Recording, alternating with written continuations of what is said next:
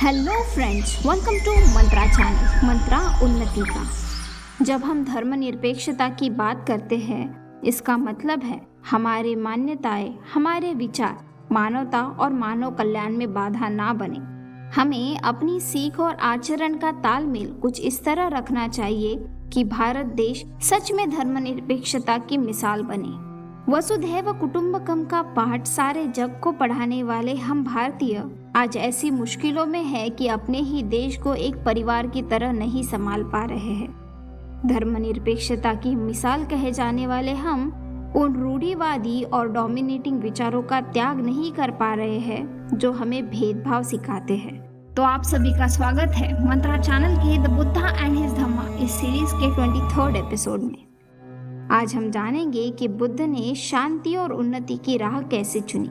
22nd episode में हमने आपको बताया कि जब सिद्धार्थ ने प्रव्रज्जा ली तब इस जम्बूद्वीप पर अनेक विचार और मान्यताएं प्रचलित थी और बुद्ध ने उनमें से किसी भी दर्शन को स्वीकार नहीं किया।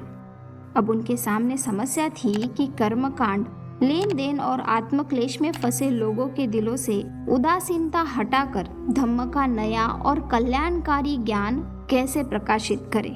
अपने बुद्ध शासन के स्तंभों की स्थापना करते समय बुद्ध ने इन परंपरागत विचारों के साथ अपने ही अनोखे ढंग से बर्ताव किया। उन्होंने आत्मा के बारे में सभी मान्यताओं का त्याग किया। मैं कहाँ से आया हूँ, मैं क्या हूँ, इस प्रकार के विचारों को उन्होंने व्यर्थ समझा। उन्होंने नास्तिकों के मतों को अस्वीकार किया। अब यहाँ इसका मतलब उनकी आस्था ईश्वर में नहीं परंतु धम्म की शिक्षा में थी। उनके लिए ज्ञान विश्व के आरंभ और विकास से बंधा हुआ नहीं था। उन्होंने इस सिद्धांत का खंडन किया कि किसी ईश्वर ने इंसान का निर्माण किया है। उन्होंने कर्म के निराशावादी दृष्टिकोण मतलब इस जन्म के कष्ट का कारण पूर्व जन्म के कर्म, इस सिद्धांत का खंडन किया और कार्य कारण के नियम को स्वीकार किया और इंसान में जागी नवचेतना को नया जन्म कहा। उन्होंने मोक्ष और आत्मा की मुक्ति के स्थान पर निर्वाण का सिद्धांत रखा। बाबा साहब लिखते हैं, इस प्रकार बुद्ध का शासन अपनी मौलिकता लिए हुए है। बाबा साहब लिखते हैं कि इनमें से जो कुछ थोड़ा बहुत पुराना है वह या तो बदल दिया गया है या उसकी नई व्याख्या कर दी गई है।